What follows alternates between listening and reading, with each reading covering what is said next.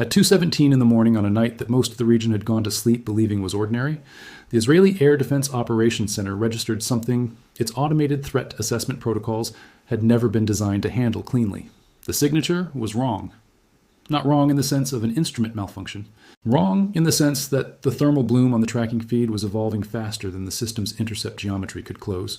The object had entered northern Israeli airspace from the northeast at an altitude that suggested it had already completed its terminal dive, compressing the standard intercept window from 4 minutes to something the duty officer would later describe in a document that has not been publicly released as effectively 0. The air was cold over the Galilee highlands that night, 41 degrees Fahrenheit at the ridgeline, the kind of cold that makes electronic equipment run clean and precise. Aero 3 batteries in the northern sector were active and fully networked. Iron Dome radar arrays had been on elevated watch status since a threat advisory had circulated 12 hours earlier through classified channels. Every system that was supposed to be in position was in position, and then at 2:19 in the morning, the object impacted. The seismic sensors at the Geological Survey of Israel recorded the event at a magnitude equivalent to a 2.8 level ground tremor. That number matters. A conventional warhead of standard military weight produces a seismic signature roughly half that reading.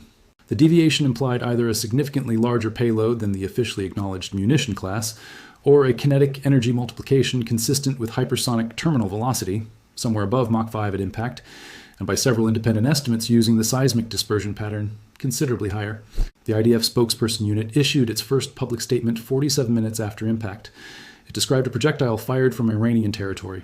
It confirmed a strike on an IDF facility in the northern district. It used the word controlled twice in 4 sentences. And on the safed ridgeline, where the IDF Northern Command had coordinated every military engagement in the Lebanon and Syria theaters for 11 consecutive years, nothing was responding on any frequency. By 6 a.m. local time, the story had been handed to the international press in a largely coherent form. The IDF released its formal statement confirming that Iranian forces had launched what it described as a ballistic missile from the Kermanshah region toward northern Israel. The statement noted that IDF air defense systems had engaged the threat. It described damage to a military installation as significant but contained. That phrase, significant but contained, appeared in official IDF communications 4 separate times across the first 18 hours, which is not repetition, that is message discipline. The Israeli Prime Minister's office issued its own statement by mid-morning, framing the event as a direct act of war by the Iranian regime and stating that Israel reserves the right to respond at the time and manner of its choosing.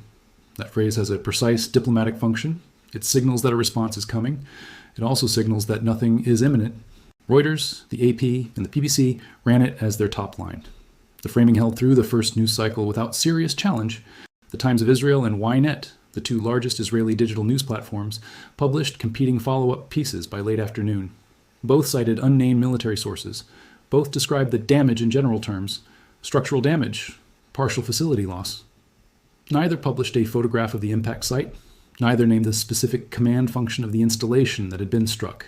Neither asked in print why a conventional defensive architecture that had been on elevated alert failed to intercept a weapon that had 12 hours of threat advisory preceding it. 3 things were entirely absent from every piece of mainstream coverage in the first 72 hours. The first was any technical characterization of the specific missile type used and what its terminal velocity implied about why the intercept failed. The second was any description of the command and control infrastructure that had been housed in the building that no longer existed. The third was any cost comparison whatsoever, any attempt to place the price of what was fired against the accumulated value of what was destroyed. The news cycle moved to diplomatic statements, UN condemnations, American reassurances of Israeli security. The technical story was never told. The financial story was never told at all. But that is not the whole story. Think of a symphony orchestra during a live performance. Every musician in that orchestra, the strings, the brass, the percussion, is capable of producing sound completely independently. A violin section can play a piece on its own. A horn can sound its note without instruction from anyone. But without the conductors standing at the center of the stage, with the full score open on the stand in front of them, what you do not have is coordination. What you do not have is timing. What you do not have is the ability to bring 64 separate moving parts to a single convergence point at precisely the same moment and have it mean something. The musicians do not stop being musicians when the conductor falls. They simply stop being an orchestra. The IDF Northern Command headquarters at Safed was the conductor. This is the part you will not find anywhere in mainstream coverage. The facility had been in continuous operational development since the Second Lebanon War in 2006.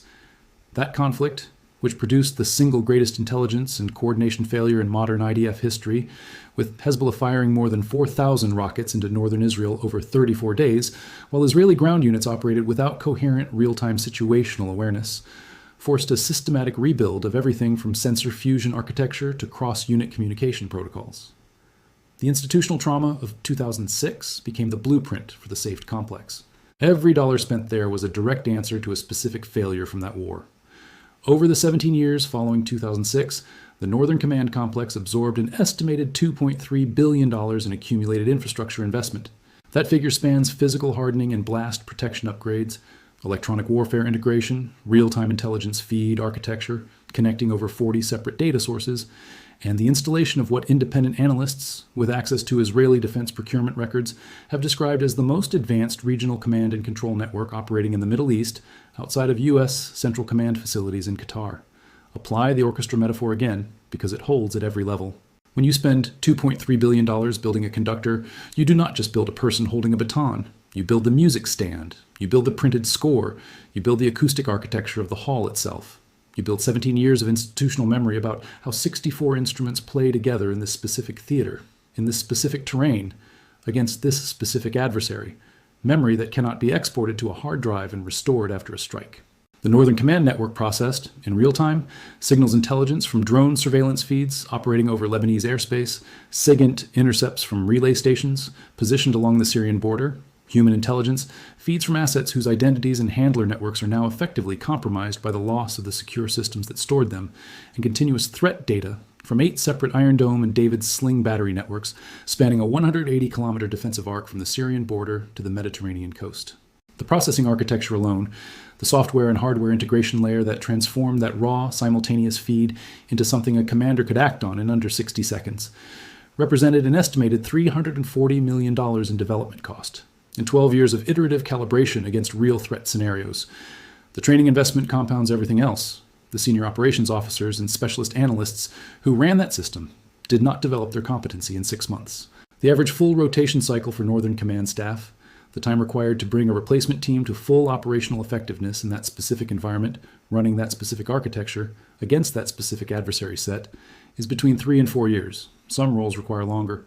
The intelligence fusion specialists who operated the Lebanon theater SIGINT integration layer were, in several cases, officers in their second full rotation, meaning their effective competency represents 6 to 8 years of continuous investment in a single individual's ability to perform a single irreplaceable function. You cannot rush a sensor fusion specialist who knows this terrain and this adversary at that granular A level. You cannot buy the institutional knowledge of 17 years of continuous operational refinement. You can only lose it and start again. The third dimension of what was lost is the alliance integration architecture. The SAFED facility served as the primary physical node for intelligence sharing between IDF Northern Command and at least 2 partner liaison missions operating under classified framework agreements. Those protocols functioned through secure physical infrastructure that existed at that location and at no backup site at equivalent capability. The immediate consequence is a blind window in the joint intelligence picture, a period during which the Northern Theater operates on degraded information from degraded channels, and no amount of improvised satellite communication bridges the gap that existed in the physical architecture of that building. Now return to the orchestra one final time. What Iran struck was not 64 musicians. The musicians are still standing. The instruments are still loaded. What was destroyed was the person holding the score, the stand it rested on, and 17 years of rehearsal that taught this specific ensemble how to play this specific piece in this specific hall, with these specific acoustics. Without that, the instruments produce noise. They do not produce music. That number is coming. And when I give it to you, I need you to sit with it for a moment before moving on. The Fattah 2 hypersonic glide vehicle cost Iran approximately $3 million per unit. $3 million just turned $2.3 billion into rubble. Now, let me give that number the weight it deserves, because a ratio stated quickly is a ratio forgotten quickly. And this one is too important to move past at speed. The cost-to-symmetry ratio here is 766 to 1. For every dollar Iran spent on the weapon system that struck the SAFED complex, $766 of accumulated Israeli defense infrastructure ceased to exist as a functional asset. That is not a headline number. That is a doctrinal number. That is the kind of number that rewrites force structure priorities, resets deterrence calculations across an entire region, and forces every Allied defense planner who receives it into a room with a whiteboard to recalculate the assumptions their entire strategic posture is built on, because the math underneath their model just changed permanently. To understand the full weight of 766 to 1, consider the investment logic that built the Northern Command infrastructure in the first place. That $2.3 billion was not spent irrationally. It was spent according to a threat doctrine that assumed any adversary capable of genuinely threatening it would face a proportional cost to do so. The deterrence model, the model that justified every procurement decision, rested on the assumption that attack cost and target value would exist on roughly the same order of magnitude. An adversary would have to spend at the scale of hundreds of millions to threaten an asset worth billions. That proportionality assumption was the invisible foundation beneath every single dollar of the $2.3 billion. Iran just demonstrated in a single seismic event at 2:19 in the morning that the foundation was wrong by a factor of 766. The second dimension of this number is time, and time is the dimension that money cannot solve. The physical infrastructure of the SAFT complex, the hardened communications architecture, the electronic warfare integration, the secure facility design, cannot be rebuilt in under 4 to 6 years under the most optimistic procurement and construction timeline. That estimate assumes immediate authorization, zero procurement delays, and a construction environment uninterrupted by active conflict. None of those assumptions currently hold. The intelligence architecture, the trained personnel, the calibrated sensor fusion systems, the institutional knowledge of how this specific command network functioned at full operational capacity cannot be reconstructed in under 7 years. 7 years of reconstruction investment to restore a capability that was eliminated for $3 million. The third dimension is the geopolitical signal that every state actor with regional ambitions received simultaneously with the impact report. Every nation that has built its deterrence posture around high-value fixed infrastructure, command centers, intelligence processing hubs, naval coordination facilities, received this number as a direct, unambiguous communication. The communication reads, your deterrence model carries a 766 to 1 structural vulnerability. Iran just demonstrated it at operational scale, in real time, against one of the most heavily defended targets in the region. Allies in the region are now performing the same calculation on their own fixed assets. Adversaries are performing it for a different purpose. They are identifying their own $3 million investment opportunities. How adversaries process the number is not an abstraction. It is a procurement instruction. A weapon system that reliably neutralizes a $2.3 billion asset for $3 million is a system that every state actor with strategic aspirations and a defense industrial base now has a financial incentive to acquire, replicate, or develop independently. Iran did not simply strike a command center. Iran published a capability price list for asymmetric power projection, and that list has already been distributed to every defense ministry that was paying attention. And the $3 million figure is the externally estimated production cost. The actual Iranian per-unit cost, accounting for domestic manufacturing, subsidized raw materials, and amortized development expense, is almost certainly lower, which means the ratio is conservative. 766 to 1 is not the final number, it is the floor, but that is only half the story. What comes next goes deeper. Israel now faces what strategic planners call a closed decision set. Every path that presents itself as a viable response leads through a predictable chain of second and third order consequences, to an outcome that is strategically worse than the starting position. This is not a political argument about what Israel should or should not do. It is a structural analysis of what the available options actually produce when walked through to their logical conclusion. Option 1 is direct military retaliation against Iranian territory. A precision strike on the launch facility, the command infrastructure that authorized the Fattah 2 deployment, or the broader IRGC aerospace force networks associated with the hypersonic program. This is the option that satisfies the emotional and political logic of the moment. It is the option that reads as strength to the domestic audience and to allied governments watching for signals of deterrence credibility. Here is precisely why it fails. A direct strike on Iranian territory does not exist in strategic isolation. It activates the full mutual defense and proxy mobilization architecture that Iran has spent 15 years building and testing in limited engagements. Within the first 48 to 72 hours of an Israeli retaliatory strike on Iranian soil, Hezbollah in southern Lebanon moves to full rocket deployment posture. Not the calibrated signals management exchanges of previous escalation cycles, but the activation of an estimated 150,000 rocket and missile inventory, fired under an operational doctrine that the now destroyed Northern Command was the specific architecture designed to manage in real time. That management architecture no longer exists at full operational capacity. Israel would be triggering the engagement it is least equipped to coordinate precisely, because the coordination system was the first thing destroyed. The timeline of failure here is not months, it is days, potentially hours, from the moment retaliation begins. The second and third order consequences extend outward from there. Iranian-aligned networks in Iraq activate against U.S. forward positions, pulling American forces into a theater response that Washington has already privately communicated it will not endorse at current diplomatic conditions. Houthi operations in the Red Sea resume at peak intensity, applying simultaneous economic pressure on the alliance structure. The escalation cascade is not speculative architecture. Every link in it has been previewed in limited calibrated form across 2023 and 2024. What those previews demonstrated is that the full version, fully activated, produces a regional war whose total economic and military cost exceeds the $2.3 billion already destroyed by 2 orders of magnitude. Option 2 is strategic restraint. The deliberate choice to absorb the strike, manage the domestic political narrative, and pursue a calibrated, lower-profile response that avoids triggering the escalation cascade. This is the option that intelligence establishments consistently prefer, and that political establishments consistently struggle to survive without being destroyed from the inside. Here is why option 2 also fails. Strategic restraint, in response to a confirmed hypersonic strike on a major command headquarters, is not interpreted as restraint by any audience that controls the strategic outcome. Iran reads it as confirmation that the Fattah 2 program achieved its deterrence objective, that the 7.66-to-1 cost ratio now controls Israeli decision-making above a certain threshold of provocation. Hezbollah reads it as an operational signal that the Northern Command gap will not be militarily defended during the reconstruction period.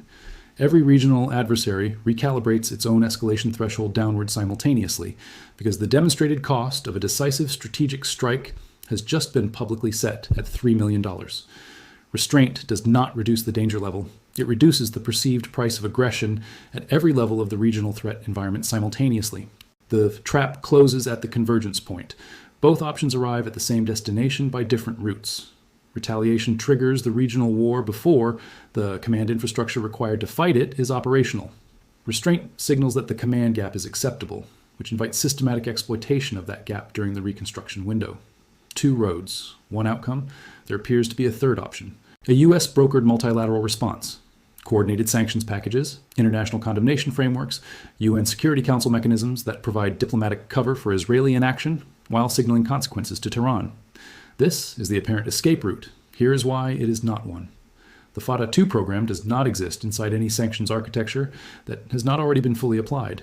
Iran has operated its hypersonic development program under comprehensive sanctions, financial isolation, and international condemnation since at least 2018. The maximum coercive pressure available through multilateral frameworks was already deployed before the first missile launched. Adding incremental layers to a sanctions regime that demonstrably did not prevent this strike does not change the cost calculation for the next one. The escape route is an optical illusion produced by diplomatic vocabulary. The trap has a specific name in strategic planning literature. It is called a capability response asymmetry lock. The attacker's cost to continue operations is structurally lower than the defender's cost to respond to any single operation. The lock does not open from the inside. Here's the historical detail that stops most analysts when they first encounter it.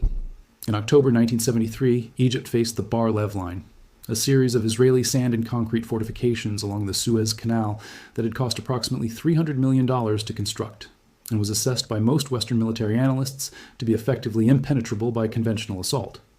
Egyptian engineers breached it in 11 hours. The primary tool was not explosives, not armor, not air support. It was high-pressure water cannons, modified firefighting pumps mounted on riverboats that dissolved the sand embankments in real time. The units cost approximately $50 each at industrial supply pricing. A $300 million static defense architecture was strategically neutralized by a concept that a civilian engineer with a fire pump could have proposed over coffee. The asymmetry ratio in 1973 was roughly 6 million to 1. Iran studied that ratio across 5 decades of strategic planning, and then Iran built a version of it with a glide vehicle and a Mach 12 terminal profile. And here is the detail that no analyst has pulled on yet. What was destroyed at Safed was not simply a building and its contents. What was destroyed was a maintenance schedule. And the maintenance schedule is the second weapon, the one that has not yet been fired because it does not need to be. Every high-value node in Israel's northern defense architecture, the David Sling battery networks, the SIGINT relay stations along the Lebanese border, the cross-border surveillance infrastructure, the communication nodes that carry real-time data from Lebanese airspace back to command decision-makers, operates on a maintenance and software recalibration cycle that was centrally managed and coordinated through the Northern Command Operations Center at Safed. That coordination did not exist in a mirrored backup facility at equivalent operational capability. It existed as institutional process knowledge in the personnel and systems at the facility that no longer exists. With SAFE gone, those maintenance cycles do not pause to wait for a replacement command architecture. They continue. But they continue now without the coordinated oversight that prevented dangerous overlaps. The first predictable degradation window opens within 90 days. The Iron Dome battery networks in the northern sector operate on a scheduled calibration and software update cycle that requires central synchronization to maintain coverage continuity during individual battery downtime. Under full operational coordination, the Northern Command Center staggered those calibration windows across the arc, so no two adjacent batteries were simultaneously in reduced readiness status. Without central synchronization, each battery defaults to its own local maintenance schedule. The result is computable in advance by any analyst with access to the deployment documentation. There will be specific windows, recurring at roughly 90-day intervals, during which adjacent batteries in the northern coverage arc will be in simultaneous calibration status. Those windows will not be secret. They will be mathematically predictable from publicly available battery positioning data, cross-referenced against standard maintenance cycle documentation in Israeli defense procurement records. The second degradation window involves the human intelligence architecture. The human networks whose handler communications ran through secure, safe systems are now operating on emergency fallback protocols that were designed for days, not months. Emergency protocols reduce communication frequency to minimize network exposure. Reduced frequency means reduced situational awareness. At the 180-day mark, 6 months from the strike, the operational utility of those networks crosses a threshold below which they effectively cease to produce intelligence that is both current and actionable. 6 months of degraded human coverage across the Lebanon theater means 6 months during which Hezbollah operational movements, weapons repositioning, and command structure changes are less visible, less mappable, and less interceptable than at any point in the past decade of Israeli northern intelligence operations. The third window operates at the alliance level. The SAFE facility served as the physical hosting site for intelligence integration protocols between the IDF and partner liaison missions operating under classified bilateral framework agreements. Those protocols require specific, secure physical infrastructure to function at full capacity. Temporary bridging alternatives can maintain basic connectivity for weeks. They cannot sustain full intelligence integration quality for years. At the 12-month mark, 1 year from the strike night, the liaison architecture begins defaulting to degraded channel alternatives that reduce joint intelligence product quality across the entire northern theater picture. The alliance information advantage, which was itself a significant deterrent factor, begins a slow, irreversible narrowing. This degradation pattern has played out in historical precedent. In September 2007, Israel conducted Operation Orchard, the destruction of a suspected Syrian nuclear facility near Deir ez-Zor. The strike itself occupied the news cycle. What was never mapped in public analysis was the effect on Syrian air defense coordination. A command node adjacent to the strike zone sustained damage that degraded the central coordination function for Syrian northern air defense. Over the following 14 months, Israeli Air Force operations over Syrian airspace, surveillance missions, weapon system tests, tactical incursions, encountered essentially no coordinated interception response. Israel flew over 200 missions through Syrian-controlled airspace during that window with negligible defensive engagement. The degradation window created by the 2007 strike was, in pure strategic value, more significant than the strike itself. Iran has studied the 2007 operational record in detail. The second weapon was built into the first. The next 6 months, in the absence of a functional replacement command architecture, which cannot be constructed in 6 months under any realistic scenario, will produce a northern theater defense picture that grows progressively darker. The gaps will be predictable in their timing. They will be predictable in their location. They will be computable by any adversary with access to public procurement data and the patience to run the calculation. Predictable gaps are not weaknesses waiting to be discovered. They are appointments waiting to be kept. And that brings us to the question that the official silence answers completely, even as it refuses to speak. The silence is not confusion. It is not embarrassment. It is a calculation with a specific internal logic, and that logic follows directly from the trap structure mapped earlier. Acknowledge the full operational scale of what was lost. Acknowledge it publicly, with the numbers and the command function and the replacement timeline, and acknowledgement forces a response. Not because the political leadership necessarily wants to respond at this moment, but because the domestic audience, the allied governments watching for deterrence signals, and the adversary audience all now expect one. The expectation of response is itself a strategic commitment once it is publicly established. Commitments create timelines. Timelines create political pressure. Political pressure, applied to a military decision-making structure operating on degraded command architecture, produces decisions made under conditions that favor the party that is not currently degraded. The acknowledgement alone starts the escalation clock before the clock can be safely managed. Response, once publicly committed, creates the escalation cascade. Escalation activates the proxy architecture. The proxy architecture threatens the specific military assets that are most required to manage the escalation it has triggered. The Northern Battery Networks, the SIGINT infrastructure, the very real-time intelligence capability required to execute precision retaliatory strikes without the cascade becoming a regional war that no party, including Iran, has fully wargamed to a clean conclusion. The assets needed to survive escalation are exactly the assets most exposed by the current command gap. This architecture is not accidental. It was engineered. The political actors who benefit from the silence are identifiable by their position in the consequence chain. The Israeli Security Cabinet benefits because public acknowledgement creates accountability to a domestic audience that is already processing a significant strategic shock. And accountability requires action, and action under current degraded conditions produces bad outcomes. The military establishment benefits because silence purchases reconstruction time that open acknowledgement would consume. The American security architecture benefits because a public Israeli accounting of what was lost creates political pressure on Washington to endorse or participate in a response that the current U.S. posture cannot support without triggering its own cascade. Silence is the third option. It appears to escape the trap. It delays the escalation clock. It purchases reconstruction time. It manages alliance pressure for long enough to begin the 7-year rebuild. But it does not close the degradation windows. The 90-day calibration gap opens regardless of what is said publicly. The 180-day human degradation proceeds on its own timeline. The silence does not freeze the strategic environment. It only freezes the official narrative while the environment continues to evolve. They are not lying, they are buying time. And time in this calculation is precisely the variable Iran has already priced into the operation plan. What happened on the Safed Ridgeline was not a strike. It was a proof of concept delivered at operational scale on a living target in a fully contested air defense environment, and it worked. Go back to 2:19 in the morning. Go back to the cold air over the Galilee Highlands. 41 degrees at the ridgeline, every system in position, every battery active and networked, a threat advisory already in the system for 12 hours.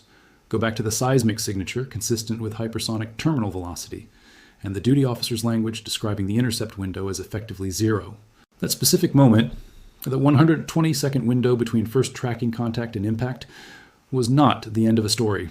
It was the publication of a mathematical argument that has no clean rebuttal. Iran spent $3 million to file it. The argument, once filed in the physical and seismic and strategic record, cannot be unfiled.